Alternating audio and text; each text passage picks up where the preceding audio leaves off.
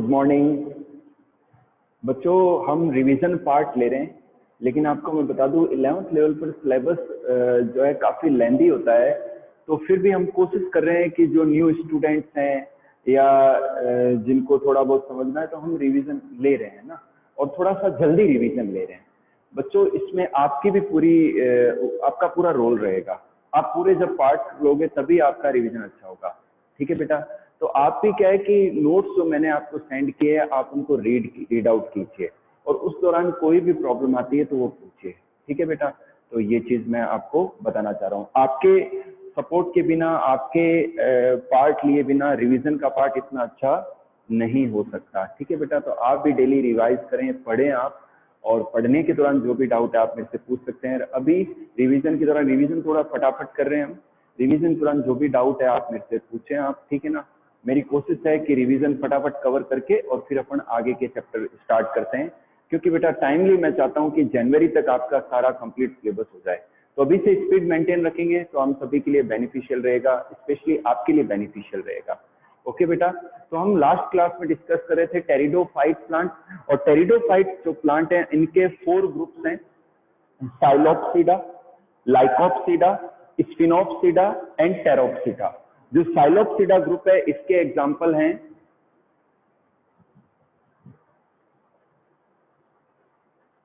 जो साइलोप्सिडा है इसका एग्जाम्पल है साइलोटम, लाइकोप्सिडा का एग्जाम्पल है लाइकोपोडियम, और स्पिनोप्सिडा का इक्विसिटम, ठीक है ना। और टेरोप्सिडा का एग्जाम्पल है टेरिडियम, ड्रायोप्टेरिस, ये इनके एग्जाम्पल हैं। जस्ट नाम ही ध्यान रखना है, बाकी आपको 10 फीचर और 1-2 एग्जाम्पल लर्न करने हैं। अब आ जाते हैं बच्चों नेक्स्ट जो ग्रुप है, जो नेक्स्ट ग्रुप है बेटा वो है टेरिडोफाइट्स हो गया, अब है जिम्नोस्पर्म। अब आप देख रहे हैं बच्चों कि प्लांट्स के अंदर डेवलपमेंट किस तरीके से देखा जा रहा है ना, जिम्नोस्पर्म।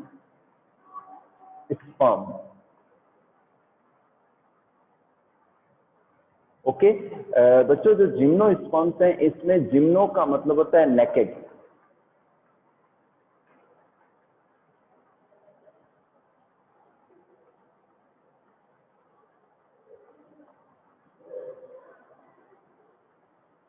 ओके तो हम यहाँ पर डिस्कस कर रहे हैं जिम्नोस्पर्म प्लांट। सबसे सिंपल एल्गी, उसके बाद में ब्रायोफाइट, उनसे थोड़े डेवलप है टेरिडोफाइट, देन फिर हैं जिम्नोस्पर्म, और फिर हैं एंजियोस्पर्म। तो धीरे धीरे आपको देखने को मिल रहा है कि इसमें डेवलपमेंट देखने को मिल रहा है। ओके बेटा।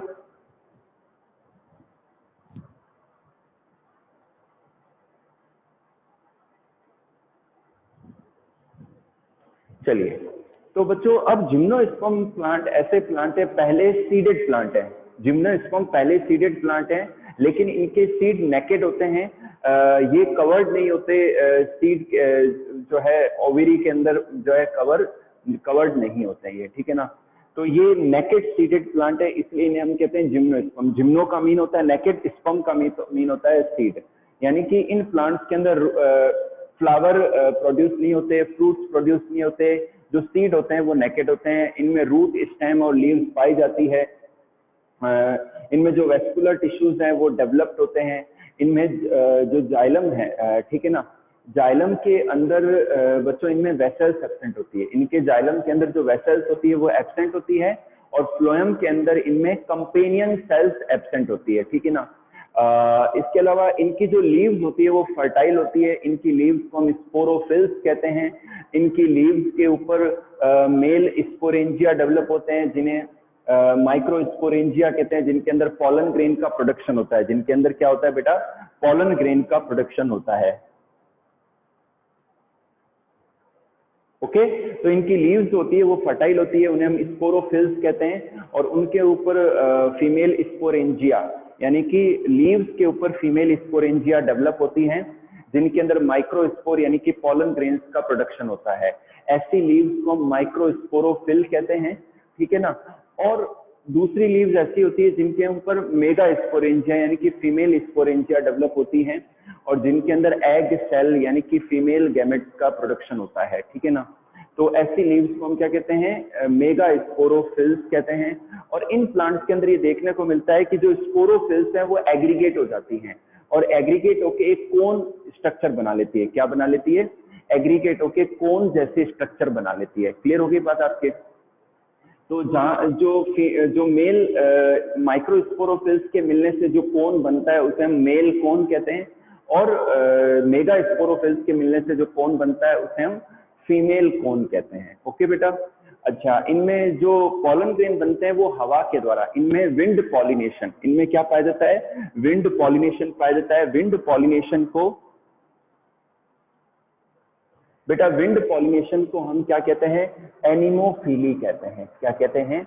विंड पॉलिनेशन को एनिमोफिली कहते हैं। ठीक है बेटा, विंड पॉलिनेशन को हम एनिमोफिली कहते हैं। क्लियर होगी बात आपकी? हवा के द्वारा जो है पॉलन ग्रेन उड़ के जो फीमेल कोन है वहां चला जाता है, और वहां पॉलन ग्रेन गिनता है, फिर वो जर्मिनेट होता है, पॉलन ट्यूब बनती है, और जो पॉलन ट्यूब होती है 2 मेल गैमेट्स को रिलीज कर देती है। ओके, अब एक मेल गैमेट एक एग सेल से फ्यूज हो जाता है, जिसे हम फर्टिलाइजेशन या सिंगेमी कहते हैं। इससे जाइगोट बनता है, इससे एम्ब्रियो, इसके डेवलपमेंट से एम्ब्रियो डेवलप होता है, और धीरे धीरे जो ओव्यूल होता है इसका सीड में बदल जाता है, और एम्ब्रियो उसके अंदर रहता है। जो दूसरा मेल गैमेट है वो डीजनरेट हो जाता है। अच्छा, इनके अंदर एंडोस्पर्म बनता है, वो हैप्लॉइड होता है। जिम्नोस्पर्म प्लांट के अंदर जो एंडोस्पर्म नाम की जो स्ट्रक्चर बनती है वो विदाउट फर्टिलाइजेशन बनती है, वो हैप्लॉइड होती है। उनके अंदर रिजर्व फूड होता है, प्रोटीन के रूप में, कार्बोहाइड्रेट के रूप में, फैट के रूप में, जो कि डेवलप होते हैं एम्ब्रियो को न्यूट्रिशन देने का काम करता है। तो ये कंपटीशन का क्वेश्चन है कि जिम्नोस्पर्म के अंदर जो एंडोस्पर्म है वो हैप्लॉइड होता है, जबकि एक मेल गैमेट और एक फीमेल गैमेट यानी कि एग सेल के फ्यूजन को फर्टिलाइजेशन कहते हैं या सिंगेमी कहते हैं, जिससे जाइगोट बनता है, फिर एम्ब्रियो डेवलप होता है। अंडरस्टूड बेटा? तो इन प्लांट में पॉलिनेशन हवा के द्वारा देखने को मिलता है। क्लियर होगी बात आपके? तो ये इसमें रिप्रोडक्शन का मोड है। ठीक है बेटा। अब बात करते हैं जिम्नोस्पर्म प्लांट के अंदर कुछ प्लांट ऐसे हैं जो काफी लंबे हैं, जैसे कि सिकोआ सेम्परविरेंस एक प्लांट है, सिकोआ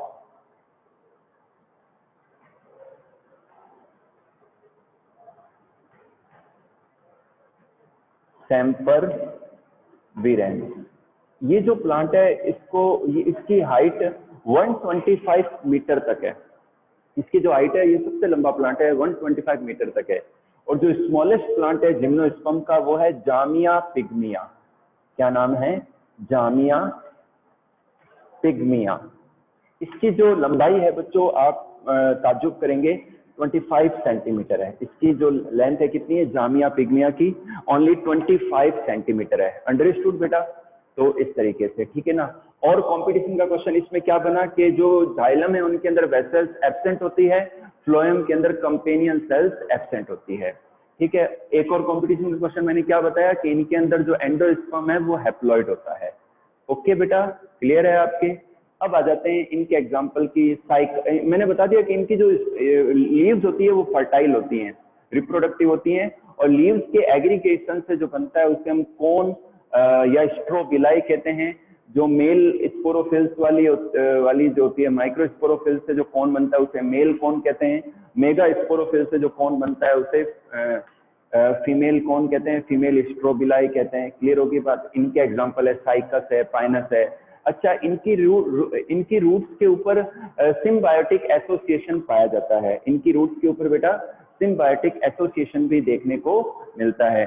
अगर इन प्लांट्स की रूट्स के ऊपर अगर एल्गी देखने को मिलता है, ब्लू ग्रीन एल्गी अगर सिम्बायोटिक एसोसिएशन बनाते हैं तो उन्हें हम कहते हैं कोरेलॉइड रूट। क्या कहते हैं? कोरेलॉइड रूट कहते हैं। क्लियर होगी बात आपकी?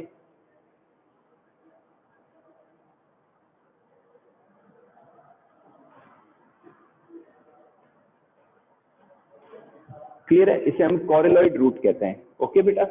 और जिन रूट्स के ऊपर फंगाई पाई जाती है सिम्बायोटिकली तो उसे हम कहते हैं माइकोराइजा। क्या कहते हैं? माइकोराइजा कहते हैं। तो इनके एग्जांपल है साइकस है, पाइनस है।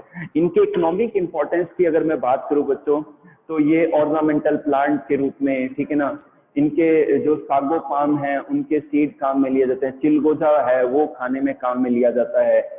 इनके द्वारा कई सारे इंडस्ट्रियल प्रोडक्ट्स को प्रोड्यूस कराया जाता है, कई सारी मेडिसिन के प्रोडक्शन में इनको काम में लिया जाता है। तो ये इनके इकोनॉमिक इंपॉर्टेंस है जो मैंने आपको नोट्स में दिए हैं। आप रीड आउट करना, आपको अच्छे से समझ में आएगा। ओके बेटा। अब बच्चों मैं चाहता हूँ, नो डाउट आप सभी इंटेलिजेंट हैं, आप सभी बहुत ही ज्यादा डेडिकेटेड हैं, लेकिन बच्चों जो सीखने का प्रोसेस है ना वो हमेशा चलता रहता है। आप अपने स्किल्स के अंदर चीजें ऐड करते हैं, जो आपकी स्किल्स है उनमें नए नए जो चीजें हैं वो ऐड करते चले जाते हैं, नॉलेज को ऐड करते, तभी आप ग्रो करते हैं। तो जीवन में बच्चों कभी भी सीखना बंद मत करना, ठीक है ना। अब मैं उन बच्चों को कहना चाहूंगा जिन बच्चों की इंग्लिश इतनी ज्यादा स्ट्रांग नहीं है, बेटा आप बिल्कुल मत घबराइए। आप अभी 10th क्लियर करके 11th में आए और आपके पास में खूब समय है अपनी इंग्लिश को इंप्रूव करने के लिए, खूब स्कोप है आपके पास में। मैं आपको एक तरीका बता रहा हूं, आप उस तरीके को फॉलो कीजिए। आप बेटा डेली इंग्लिश का एक पेज पढ़िए। आप चाहें तो आप अपने सब्जेक्ट की इंग्लिश पढ़ सकते हैं, आप अपनी एनसीईआरटी बुक रीड कर सकते हैं। डेली 1 से 2 पेज इंग्लिश में पढ़िए आप। और उसको पढ़ने के दौरान क्या है कि जो भी न्यू वर्ड्स आते हैं उनको आप अंडरलाइन कर लीजिए जिसका मीन आपको नहीं पता है, ठीक है बेटा। इससे पहले मैं एक और इस बात को रोक रहा हूं बच्चों, इंग्लिश में मेरे नजर में 2 ही पोर्शन है, एक तो है ग्रामर और एक है वोकैबुलरी। ग्रामर के अंदर क्या है, past tense, present tense, future tense.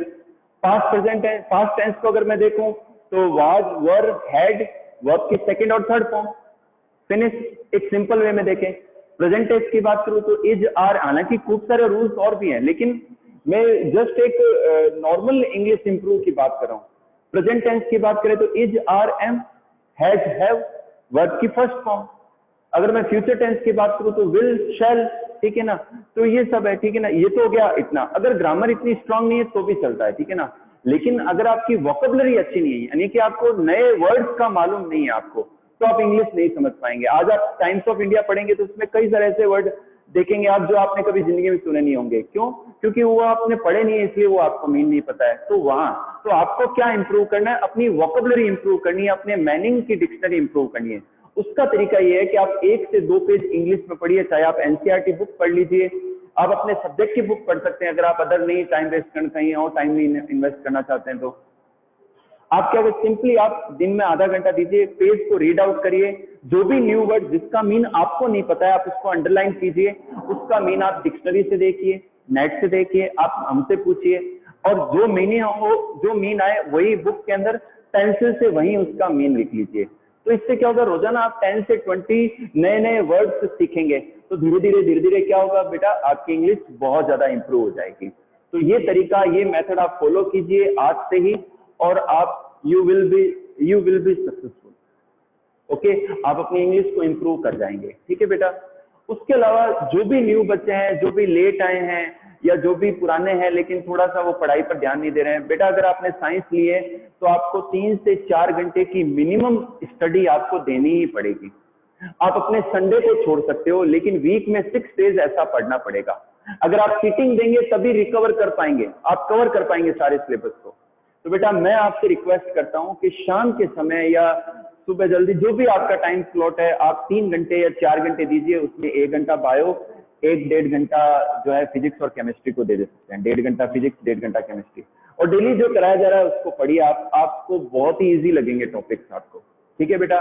तो आपके मेहनत के बिना आप कवर नहीं कर पाएंगे। हम हमारी मेहनत कर रहे हैं, आप हमें फॉलो कर रहे हैं, बहुत अच्छी बात है, लेकिन अपनी तरफ से भी आप थोड़ा सा इन्वेस्टमेंट की करिए अपनी सेल्फ स्टडी के अंदर, ठीक है बेटा। तो मैं उम्मीद करता हूं कि आप सारे मेरी बात को मानेंगे और इन हाफ ईयरली एग्जाम में, इन मिड टर्म एग्जाम में जो अक्टूबर में होने वाले हैं उसमें अपना बेस्ट परफॉर्मेंस देंगे, ठीक है बेटा।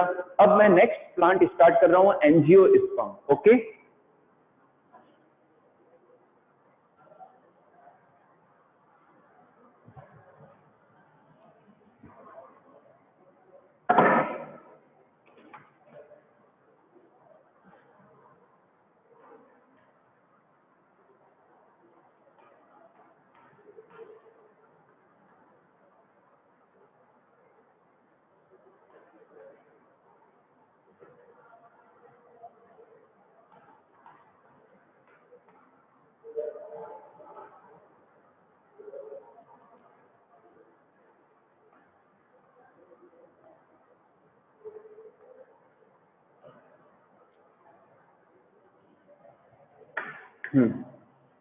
देखिए बेटा, जो एंजियोस्पर्म प्लांट है वो सबसे ज्यादा मोस्ट डेवलप्ड प्लांट है अर्थ के ऊपर। एंजियो का मीन होता है कवर्ड, स्पर्म का मीन होता है सीड, यानी कि ये मोस्ट डेवलप्ड प्लांट है आज तक के, ठीक है ना।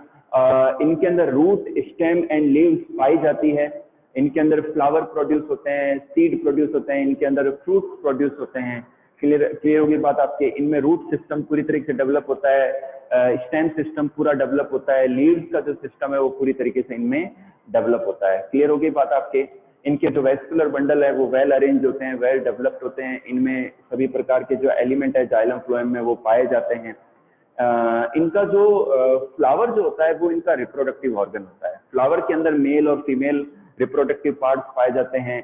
मेल रिप्रोडक्टिव पार्ट में मेल गैमेट्स का प्रोडक्शन होता है, ठीक है ना, और जो फीमेल रिप्रोडक्टिव पार्ट है उनके अंदर फीमेल गैमेट्स यानी कि एग सेल का प्रोडक्शन होता है, ठीक है बेटा। और पॉलन ग्रेन के अंदर मेल गैमेट्स पाए जाते हैं। पॉलन ग्रेन के अंदर क्या पाया जाता है बेटा? मेल गैमेट्स पाए जाते हैं। तो बच्चों आप सबको मैं अब फ्लावर का डायग्राम और उसके अंदर जो काफी सारी और स्ट्रक्चर्स हैं वो बना के समझा रहा हूं। आप ध्यान से समझिए और मेरे साथ साथ में ड्रॉ कीजिए, ठीक है।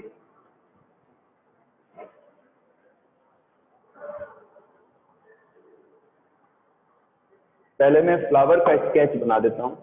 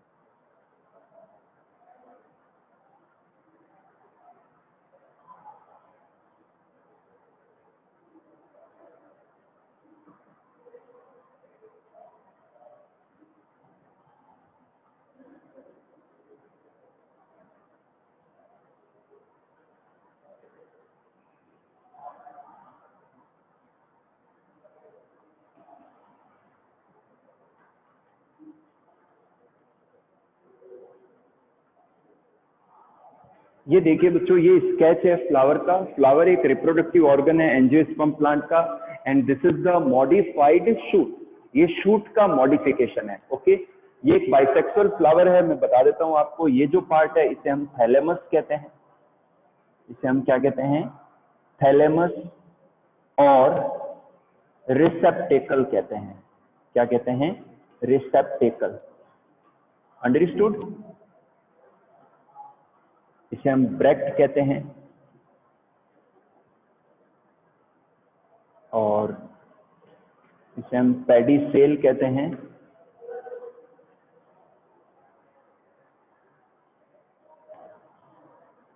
ये जो पार्ट है इसे हम सेपल कहते हैं। सेपल के ग्रुप को हम कैलिक्स कहते हैं। इसे हम पेटल कहते हैं।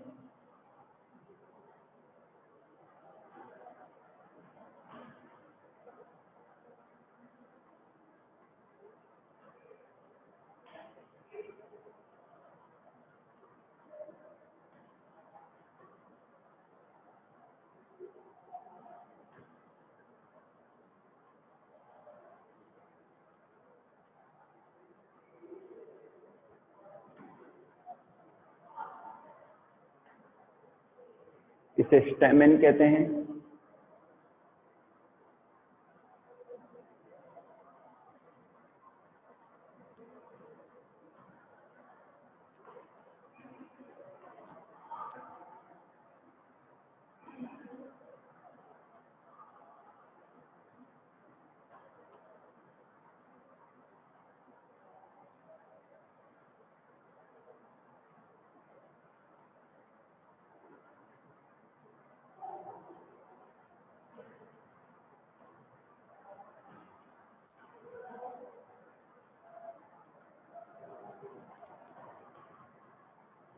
ये देखिए बच्चों, this is the sketch of a flower.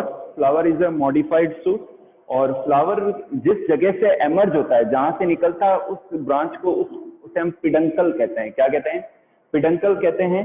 और ये जो पार्ट है इसे हम पेडिसेल कहते हैं। ये जो ग्रीन लीव्स की होती हैं छोटी छोटी, इन्हें ब्रैक्ट कहते हैं। ये जो फ्लैसी पार्ट है इसे हम थैलेमस या रिसेप्टेकल कहते हैं। फिर आप किसी फ्लावर के नीचे ग्रीन सी पत्तियां देखते हो, पंखुड़ियां देखते हो, तो सिंगल को हम सेपल कहते हैं और उनके ग्रुप को हम कैलिक्स कहते हैं। फिर जो रंगीन पंखुड़ियां हैं, जो कलर्ड जो पंखुड़ियां हैं, उन्हें हम क्या कहते हैं? पेटल कहते हैं। और पेटल के ग्रुप को हम कोरोला कहते हैं। तो पहला जो वर्ल है, पहला चक्र हो गया कैलिक्स, सेकंड जो वर्ल है वो है कोरोला, और थर्ड वर्ल है स्टेमेन। स्टेमेन में ये जो थिन फिलामेंट, ये पार्ट है, इसे हम फिलामेंट कहते हैं। और ये जो पार्ट है ये एंथर है। एंथर के अंदर दो लोब हैं, एक ये है और एक ये है। और एक लोब के अंदर दो चैम्बर होते हैं जिन्हें पॉलन चेम्बर या पॉलन सेक कहते हैं। क्या कहते हैं बेटा? हम पॉलन चेम्बर या पॉलन सेक कहते हैं। और पॉलन सेक के अंदर पॉलन ग्रेन बनते हैं। ध्यान से देखिए आप कि ये जो है ना, ये एंथर है। ये क्या है बेटा? ये एंथर है। एंथर के अंदर ये दो लोब हैं, एक लोब के अंदर दो चैम्बर होते हैं जिन्हें पॉलन चेम्बर या पॉलन सेक कहते हैं। उनके अंदर पॉलन ग्रेन बनते हैं, और पॉलन ग्रेन के अंदर मेल गैमेट होते हैं। गैमेट आपको पता है, ये रिप्रोडक्टिव सेल को कहते हैं हम, ठीक है ना।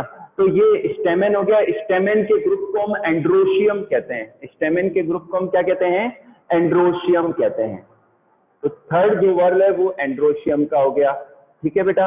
इसके बाद में जो फोर्थ वर्ल है, जो सेंट्रल पार्ट है, इसे हम पिस्टिल या कार्पल कहते हैं। और इनके ग्रुप को हम कहते हैं गायनोशियम। इनके ग्रुप को हम क्या कहते हैं? गायनोशियम कहते हैं। ये फीमेल पार्ट है। ये क्या है बेटा? ये फीमेल पार्ट है, ठीक है ना। तो जो पिस्टिल है या कार्पल है, इसके तीन पार्ट है। सबसे ऊपर का पार्ट स्टिग्मा है, बीच का पार्ट स्टाइल है, और जो लोअर पार्ट है उसे हम ओवरी कहते हैं। ओवरी के अंदर ये जो स्ट्रक्चर है बच्चों, ये ओव्यूल है। और ओव्यूल के अंदर ये जो स्ट्रक्चर है इसे हम कहते हैं एम्ब्रियोसेक, जो कि फीमेल गैमेटोफाइट है, जिनके अंदर फीमेल गैमेट यानी कि एग सेल होती है। ओके बेटा। अब मैं आपको स्टेमेन आपको समझ में आ गया। मैं आप पिस्टिल के अंदर के स्ट्रक्चर्स को बना के समझाऊंगा, फिर मैं बताऊंगा कि इनमें रिप्रोडक्शन कैसे होता है। ओके बच्चों, तो मैं स्केच रफ कर रहा हूं। आप सबको यदि समझ में आ गया स्केच फ्लावर का, सारे जने वासुदेव बेटा ध्यान से देख लीजिए आप। अगर आपको क्लियर है तो मुझे हैंड रेज करके सारे बता दो, तो मैं आगे बढ़ता हूं। फिर मैं अब पिस्टिल के अंदर के स्ट्रक्चर्स को बनाऊंगा। हैंड रेज करके सारे शो कर दो कि आपको ये क्लियर है। थैंक यू बच्चों, थैंक यू। चलिए आगे बढ़ते हैं। अब मैं पिस्टिल के अंदर की जो स्ट्रक्चर्स हैं उनको मैं बना रहा हूं, ठीक है बेटा। थोड़ा सा बच्चों रिवीजन पार्ट है, मैं क्विक रिवीजन कर रहा हूं। आपका पूरा रोल रहेगा इसमें, आप पढ़ेंगे, ठीक है ना। डेली जो भी मैं पढ़ा रहा हूं, आज मैंने प्लांट किंगडम पढ़ाया है, तो आप घर से रीड करना इसको, ठीक है ना। अब मैं आपको ओव्यूल की स्ट्रक्चर बना के बताता हूं। ओव्यूल क्या है? मेगा स्पोरेंजियम है ओव्यूल, ठीक है ना।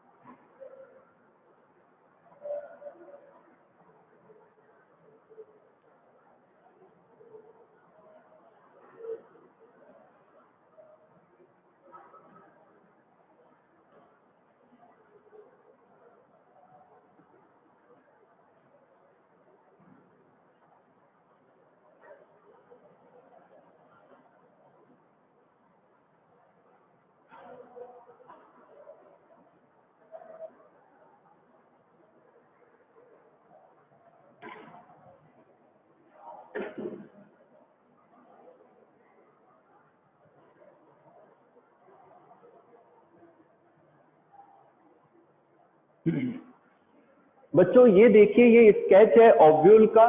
फ्लावर के अंदर जो एंथर का जो पार्ट है ना, एंथर के अंदर जो पॉलन चेब होते हैं, पॉलन चैम्बर होते हैं, उसे हम कहते हैं माइक्रोस्पोरेंजियम, क्योंकि उसमें माइक्रोस्पोर बनते हैं जो पॉलन ग्रेन में डेवलप होते हैं।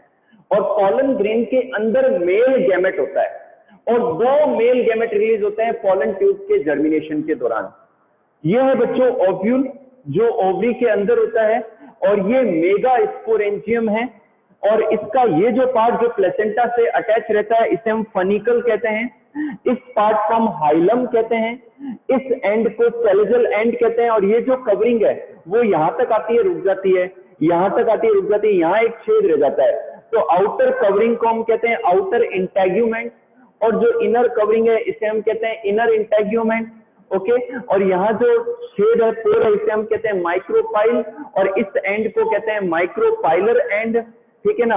और ये जो स्ट्रक्चर है, ठीक है ना, इसे हम कहते हैं एम्ब्रियो सेक। ये फीमेल गैमेटोफाइट है, इसके अंदर एग सेल होती है, और इनको सराउंड करने वाली ये जो सेल्स हैं, इन्हें हम कहते हैं न्यूसेलस। इन्हें हम क्या कहते हैं बच्चों? न्यूसेलस कहते हैं। तो बच्चों आफ्टर फर्टिलाइजेशन इन प्लांट्स के अंदर जो ओवरी होती है वो फ्रूट में बदल जाती है, और जो ओव्यूल होता है ये सीड में बदल जाता है। ठीक है ना। और ओव्यूल की आउटर इंटेग्यूमेंट सीड की आउटर लेयर होती है, और ओव्यूल की जो इनर इंटेग्यूमेंट है वो सीड की इनर लेयर होती है। ठीक है बेटा। तो ये ओव्यूल का स्ट्रक्चर है। मैं फटाफट आपको एम्ब्रियो सेक बना के बता रहा हूं, आप ध्यान से देखिए। ठीक है ना। एम्ब्रियो सेक बना रहा हूं मैं, जो कि फीमेल गैमेटोफाइट है।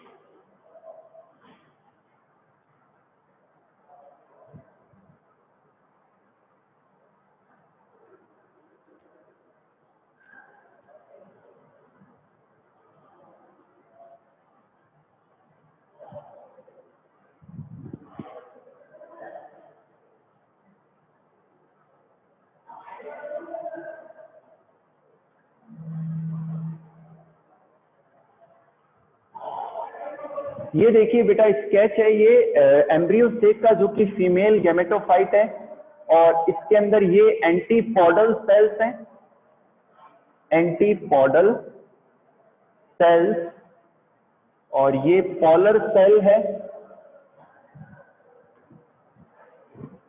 ओके, ये एग सेल है,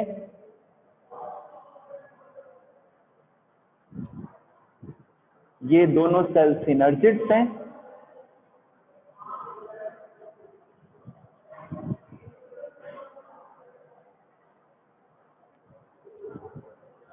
ठीक है बेटा, इसे हम एग एपरेटस भी कहते हैं। ठीक है ना, इसे हम क्या कहते हैं? एग सेल और सिनर्जिड्स को हम एग एपरेटस कहते हैं। एग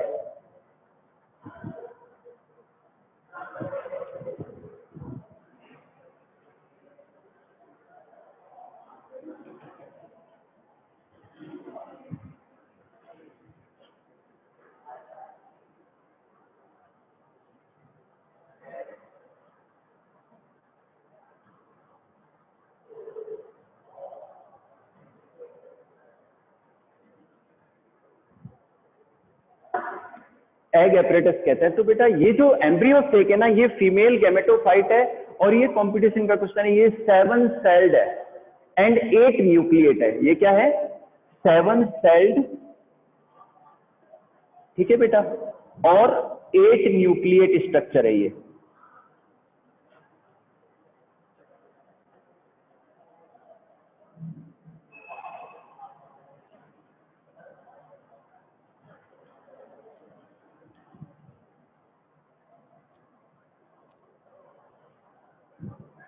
7 सेल्ड 8 न्यूक्लिएट स्ट्रक्चर है ये देखो बेटा, ये तो 3 सेल्स है, ये हम एंटीपोडल सेल कहते हैं, ये पोलर सेल है, सेल तो एक है, ये न्यूक्लियस इसमें 2 है, ठीक है ना, इसके अंदर 2 न्यूक्लियस हैं। और ये एग एपरेटस है जिसमें ये तो है एग सेल जो कि फीमेल गैमेट है, एंड ये एसेसरी सेल्स है जिन्हें सिनर्जिड्स कहते हैं, और इनके नीचे ये जो स्ट्रक्चर्स हैं इन्हें हम फिलीफॉर्म एपरेटस कहते हैं। क्या कहते हैं? Filiform apparatus. ओके बेटा, तो ये स्ट्रक्चर है एम्ब्रियो सेक की, ये फीमेल गैमेटोफाइट है। क्लियर होगी बात आपके? तो ये है, ठीक है। चलिए बच्चों, अब कल की क्लास में मैं आपको एक पॉलन ग्रेन की स्केच बना के बता दूंगा, फिर मैं आपको पॉलन पिस्टिल इंटरेक्शन और कौन कौन से फर्टिलाइजेशन वगैरह कौन कौन से मोड है वो मैं आपको बताऊंगा। एक चीज और बच्चों, हम इंडियन हैं और हमारी जो मातृभाषा है वो हिंदी है, और बच्चों मैंने अब तक जो अनुभव लिया है, जिसकी हिंदी अच्छी होती है, जिसकी मातृभाषा अच्छी होती है, उसकी इंग्लिश भी उतनी ही स्ट्रांग होती है, उसका जो एक्सप्लेनेशन है या जो अंडरस्टैंडिंग स्किल है वो और बेटर होती है, क्योंकि आप अपनी लैंग्वेज में चीजों को जल्दी समझते हो। तो आपको बिल्कुल भी टेंस होने की जरूरत नहीं है, बस मैंने जो मेथड बताया है उसके अकॉर्डिंग आप फॉलो कीजिए और अपनी इंग्लिश को डे बाय डे इंप्रूव कीजिए। आप खूब सारे मीनिंग एक साथ लर्न नहीं कर सकते हैं, हाँ, लेकिन आप रोजाना 1 पेज या 2 पेज पढ़ के अपनी इंग्लिश की वोकैबुलरी को धीरे धीरे इंप्रूव कर सकते हैं। तो बेटा क्लासेस में बने रहिए और अपने नॉलेज को इंप्रूव करते रहिए। आने वाले कुछ दिनों में जो रिवीजन पार्ट है उसको आप अच्छे से अटेंड कीजिए। Thank you.